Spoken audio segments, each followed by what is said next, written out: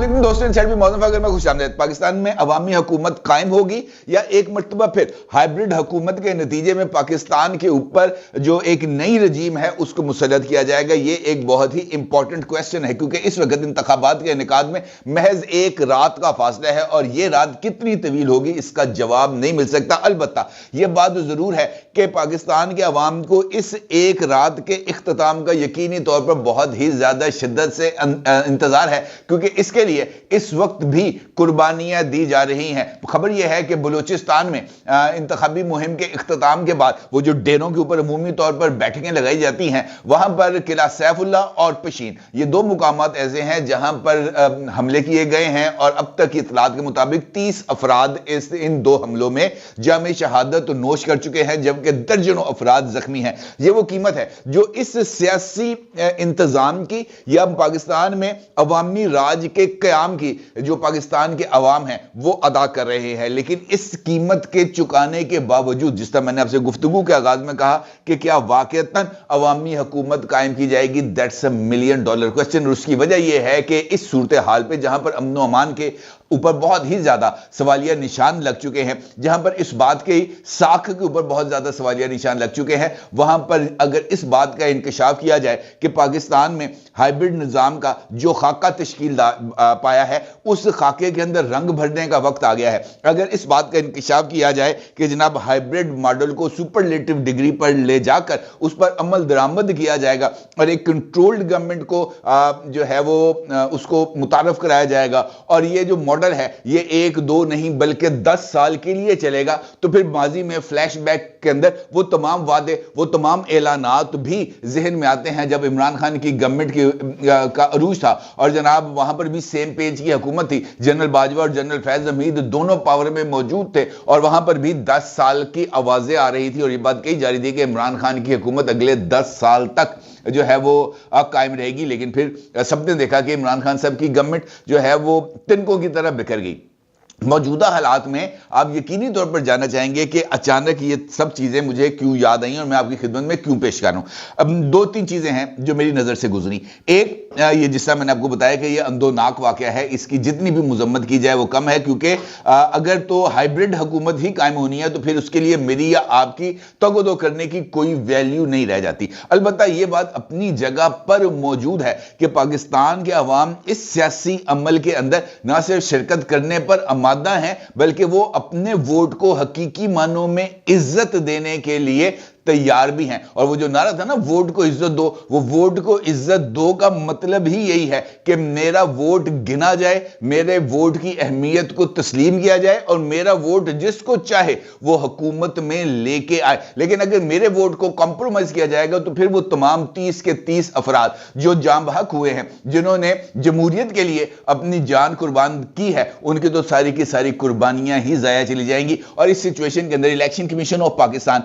अगर महज सिर्फ रिपोर्ट तलब करेगा आईजी बलूचिस्तान से तो इस मामले को हल नहीं किया जा सकता। लोगों के इस सियासी अमल में शिरकत की अपनी जगह पर वैल्यू मौजूद है, लेकिन इस सियासी अमल में शिरकत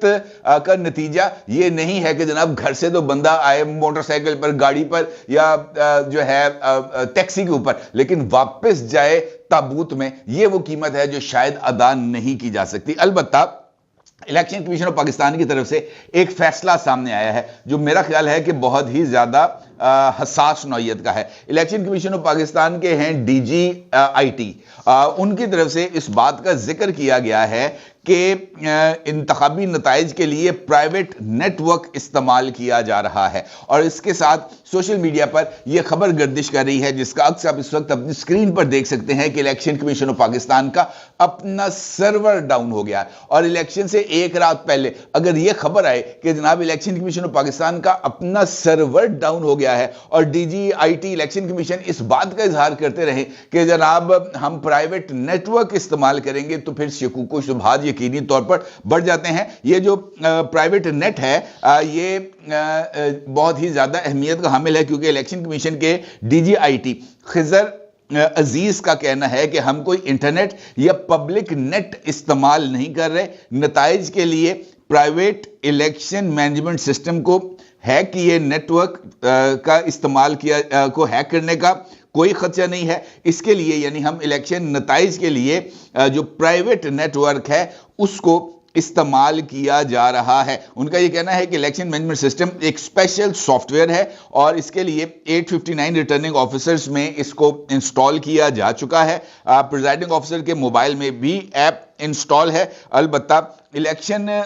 को ऑनलाइन और ऑफलाइन के अलावा तीसरा टूल भी रखा गया है और ये एक इंप्रूव्ड वर्जन है जिसमें डाटा ट्रांसफर के लिए जो डिजिटल इंफ्रास्ट्रक्चर है उसको मजीद मजबूत बनाया गया है। उनका ये कहना है कि जनाब ये जो नताइज हैं इनको हर सूरत सिक्योर किया जाएगा। अब ये जो प्राइवेट नेटवर्क है इसकी मुझे समझ नहीं लगी कि ये प्राइवेट नेटवर्क क्या है। क्या इलेक्शन कमीशन ऑफ पाकिस्तान ने अपना कोई इंटरनेट सिस्टम डेवलप कर लिया या इलॉन मस्क से उन्होंने जो है वो इंटरनेट कनेक्शन ले लिया है? कोई इसमें समझ नहीं आ रही कि जनाब ना हम इंटरनेट या पब्लिक नेट हम कोई इस्तेमाल नहीं करेंगे, हम प्राइवेट नेटवर्क इस्तेमाल करेंगे। ये प्राइवेट नेटवर्क क्या है? दूसरी जानिब इलेक्शन कमीशन ऑफ पाकिस्तान ने पोलिंग खत्म होने के 1 घंटे बाद भी जो नताइज हैं उनके ऐलान को रोक दिया है। एक प्रेस रिलीज के अंदर इलेक्शन कमीशन पाकिस्तान का यह कहना है कि पोलिंग का वक्त खत्म होने के 1 घंटे के अंदर यानी फर्स्ट 60 मिनट्स तक कोई भी मीडिया चैनल जो है वो इंतखाबी नताइज को अनाउंस नहीं कर पाएगा। 60 मिनट गुजरने के बाद यानी अगर पोलिंग 5 बजे खत्म हो रही है तो 6 बजे तक का कट ऑफ टाइम है। 6 बजे के बाद कोई भी डिजिटल या इलेक्ट्रॉनिक मीडिया नताइज को नशर कर सकता है, लेकिन उसके लिए शर्त है कि उन्होंने इस बात का जिक्र भी करना है कि जनाब ये नताइज गैर हतमी हैं और गैर सरकारी हैं। ये एक इंपॉर्टेंट चीज उन्होंने कहा कि जनाब इसकी खिलाफ वर्जी करने वालों को सजा दी जाएगी और उनके चीजों को बंद कर दिया जाएगा। जहां तक ये हाइब्रिड मॉडल की बात है इसके हवाले से खबर सामने आई है और एक कॉलम है सामने जो जनाब सुहेल वड़ाई साहब ने तहरीर किया है। जंग के अंदर ये कॉलम छपा है और इसमें उन्होंने इस बात का इंकिशाफ किया है कि पाकिस्तान में बांग्लादेश मॉडल आ रहा है। अब बांग्लादेश मॉडल ये आज का ख्वाब नहीं है। बांग्लादेश मॉडल को लॉन्च करने और बांग्लादेश मॉडल को पाकिस्तान में लाने की ख्वाहिश आज की नहीं है, ये बहुत पुरानी ख्वाहिश है और कई मरतबा बांग्लादेश मॉडल पाकिस्तान में लाकर इसको इंस्टॉल करने की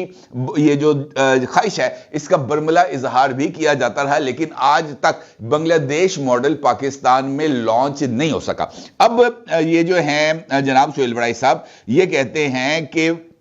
मालूम नहीं हतमी तौर पर क्या होगा, मगर फिलहाल ये तय हुआ है कि इंतखाबात के बाद पाकिस्तान में बांग्लादेश की तरह मुस्तहकम सियासी हुकूमत कायम की जाएगी और इसे मुक्तदरा की मुकम्मल मदद व हमायत से 10 साल तक चलाया जाएगा। यानी ये एक और 10 साला प्लान का इशारा दे रहे हैं जनाब सुहेल वड़ाई साहब। फिर वो आगे से इस बात का जिक्र करते हैं कि इदारों का अंदाजा था कि अगली हुकूमत मखलूत होगी जिसमें नून लीग को वजारत उस्मा और पीपल्स पार्टी को सदारत मिलेगी, मगर अब बांग्लादेश मॉडल और मुस्तहकम हुकूमत के आइडिया की पैरवी करते हुए मखलूत हुकूमत नहीं बनेगी, बल्कि मुस्लिम लीग नून और चंद छोटी सियासी जमातों के ताउन से वफाकी हुकूमत बनेगी। यानी वो ये कह रहे हैं कि इलेक्शन, और ये बात मैं आपको बताऊं कि ये बात वो इलेक्शन से 24 घंटे पहले इस बात का इंकिशाफ कर रहे हैं कि इलेक्शन के नताइज मुमकिन तौर पर ये होंगे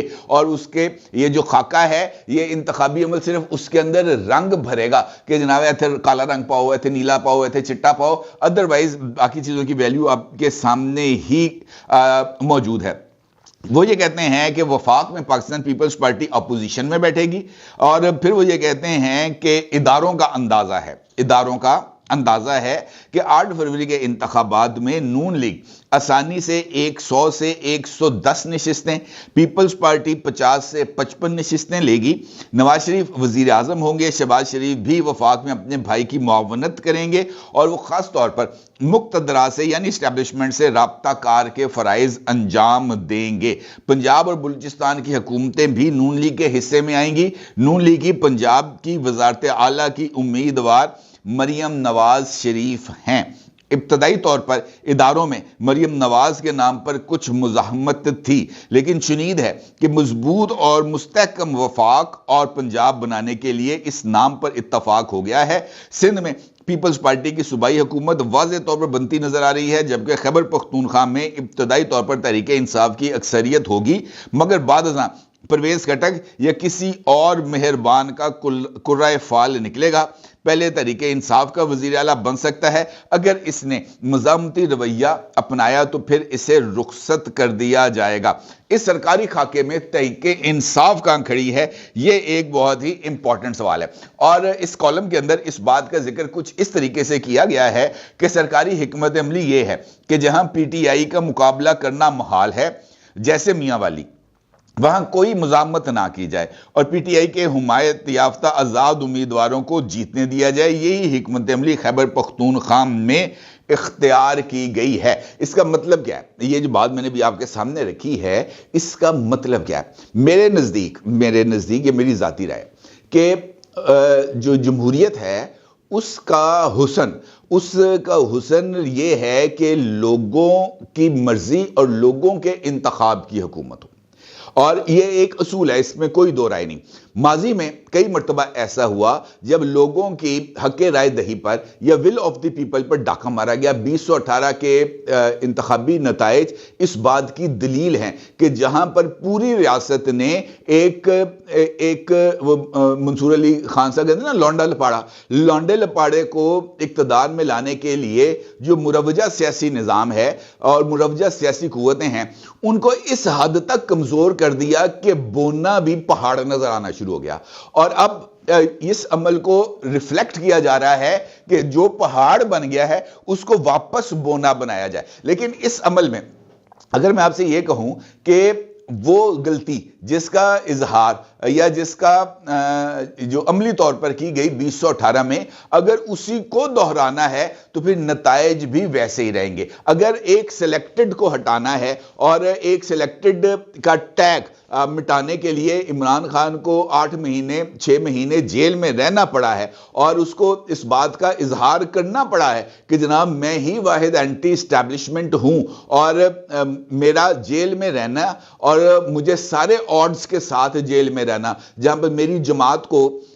انتخابات میں حصہ لینے کی اجازت نہیں ہے، میرے امیدوار کیمپین نہیں کر سکتے، اٹھایا جاتا ہے، یہ ایک پورا ایک ماحول کریٹ کیا گیا۔ تو کیا یہ زیادہ بہتر نہ ہوتا کہ ہم کم از کم انتخابی عمل کے اندر ہی تھوڑی بہت شفافیت رکھ دیتے؟ جس طریقے سے ایک اشتہار چھپا مختلف اخبارات میں، فل پیج کا اشتہار ہے، جہاں پر وزیر اعظم نواز شریف کی ٹیگ لائن لگائی گئی تھی، اور بہت سارے لوگوں نے اس کے اوپر اعتراضات بھی کیے تھے کہ جناب یہ قبل از وقت اناؤنسمنٹ ہے، لیکن یہ وہ پیش بندی ہے جسے ہم کہتے ہیں کہ مائنڈ سیٹ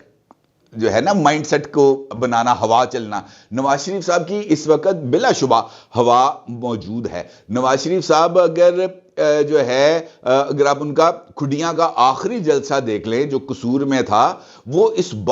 مثلا میں اگر یہ کہوں کہ وہ تمام جلسوں کی ماں تھا تو یہ کہنا بھی کچھ غلط نہیں ہوگا۔ ایک چھوٹے سے شہر میں، قصور جیسے شہر میں، قصور شہر کے بھی ایک ساتھ علاقہ کھڈیاں میں، اور وہاں پر اتنی بڑی تعداد میں پورے کا پورا شہر کے جلسے گاہ میں آ جانا کہ جلسہ گاہ ہی چھوٹی پڑ جائے، تحد نگاہ لوگ موجود ہوں، تو پھر اس عوامی طاقت کو پولنگ بوتھ تک آنے اور ووٹر کی پرچی پر منتقل ہونے میں ہی ووٹ کی عزت ہے۔ لیکن اگر اس طرح کے کالمز لکھ کر، اس طرح کی چیزوں کو سامنے لا کر ہم اس بات کو پورٹرے کرنے کی کوشش کریں کہ نواز شریف کا آنا کسی ایک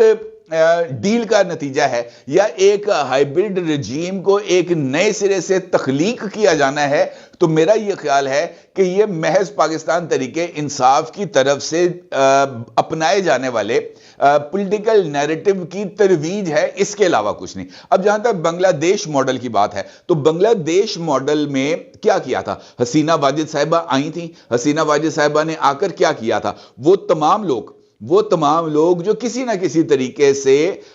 سقوط پاکستان کے موقع پر پاکستان کے ہم نوا تھے، ان سب کو چن چن کر موت کے گھاٹ اتارا گیا تھا، ان کو پیرینہ سالی کے باوجود اصولیوں پر لٹکایا گیا تھا، ان تمام لوگوں کو عبرت کا نشان خود انہوں نے اپنی اتھارٹی کو ڈیولپ کرنے کے لیے بنایا تھا۔ کیا پاکستان میں اس وقت ایسا کرنا ممکن ہے؟ میرا نہیں خیال کہ کسی بھی آپ ریٹائرڈ جنرل کو آپ بلا کے کٹہرے میں کھڑا کر سکتے ہیں، آؤٹ آف کوسچن ہے، ممکن ہی نہیں ہے۔ پھر جو ماڈل تھا بنگلہ دیش، اس کے اندر یہ جو اسمال اینڈ میڈیم انٹرپرینیورز کے ساتھ ساتھ یہ جو کاٹیج انڈسٹری یا گھریلو صنعتیں ہیں، اس کا فروغ تھا، اور اس کے لیے بینکنگ سسٹم میں ایک خاص قسم کی ایک گنجائش کو ڈیولپ کیا گیا تھا۔ پاکستان کا بینکنگ سسٹم اس حد تک کیا مضبوط ہے کہ وہ کاٹیج انڈسٹری کی فروغ کے لیے عام آدمی کو قرضہ دے؟ یہاں پہ تو ایک عام آدمی کو موبائل فون لینے کے لیے بینک قرضہ نہیں دیتا۔ یہاں پہ تو بینک جو ہے 25,000 روپے کا کریڈٹ کارڈ دینے کے بعد لوگوں کی زندگیوں کو عذاب میں مبتلا کر دیتے ہیں، تو وہ کس طریقے سے کاٹیج انڈسٹری کو فروغ دینے کے لیے لون دیں گے؟ آؤٹ آف کوسچن ہے۔ تیسرا، محترمہ حسینہ واجد صاحبہ نے جب یہ اپنا اقتدار کو مضبوط کرنے کی کوشش کی تھی، تو اس کے عمل کے اندر انہوں نے جو بنگلہ دیش کے اندر جو ایک پولیٹیکل ڈیوائیڈ تھی اور اس کو کور کرنے کے لیے جو ایک مذہبی انتہا پسندی تھی، اس کو بہت برے طریقے سے کچلا تھا، اور اس کے لیے انہوں نے ہر طرح کی طاقت کو استعمال کیا تھا۔ یہاں پر تو صورتحال اس سے بڑی مختلف ہے۔ یہاں پر تو ہر ایک گلی کے اندر ایک نیا مذہبی جماعت موجود ہے۔ یہاں پر تو مذہب کو سیاست کے نام پر اور سیاست کو مذہب کے نام پر ہر ایک طریقے سے استعمال کیا جاتا ہے۔ پاکستان میں بنگلہ دیش ماڈل لانے کے خواہش مندوں کی تعداد کم نہیں ہے، لیکن یہاں پر بنگلہ دیش ماڈل آ نہیں سکتا۔ یہ بات اپنی جگہ پر بہت ہی زیادہ اہمیت کی حامل ہے کہ سیاست میں ہمیں میانہ روی اور رواداری ہر ایک کو فروغ دینا چاہیے، لیکن اس کے لیے ضروری ہے کہ حقیقی پولیٹیکل قوتوں کو آگے آنا چاہیے۔ ہمیں بونے کو جن بنانے کی کوشش نہیں کرنی چاہیے، اور نہ ہی جن کو کاٹ کاٹ کر بونا بنانے کی کوشش کرنی چاہیے۔ یہ عوام کا فیصلہ ہے کہ انہوں نے کس کو اقتدار دینا ہے، کس کو حزب اقتدار میں بٹھانا ہے، کس کو حزب اختلاف میں بٹھانا ہے۔ یہ عوام کی رائے ہے، اور عوام کی رائے کو ہی مقدم جاننا چاہیے۔ یہ سہیل وڑائچ یا معظم فخر کی رائے نہیں ہے کہ اس پر عمل درآمد ہونا یقینی ہو۔ یہ پولیٹیکل پلیٹ فارمز یا الیکٹرانک میڈیا کے اسٹوڈیوز کسی بھی سیاسی جماعت کے ایجنڈے کی ترویج کا ایک ٹول تو ہو سکتے ہیں، لیکن آپ اس کو پاکستان کے عوام کی اجتماعی دانش سے تشبیہ دے دیں تو میرا خیال ہے کہ یہ زیادتی ہوگی۔ شاید یہ جو پروگرام تھا، یہ جو کالم ہے سہیل وڑائچ صاحب کا، بہت ہی زیادہ احترام کے ساتھ میں اس سے اختلاف کرتا ہوں، اور یہ کہتا ہوں کہ سہیل وڑائچ صاحب نے پاکستان کے عوام کی اجتماعی دانش کی ایک انہوں نے مذاق اڑانے کی کوشش کی ہے، جو ان جیسے سنجیدہ اور ان جیسے بردبار جرنلسٹ سے اس کی توقع نہیں تھی۔ اب میرا ضرور اظہار کیجیے گا۔ آپ کو بہت شکریہ۔ اللہ حافظ۔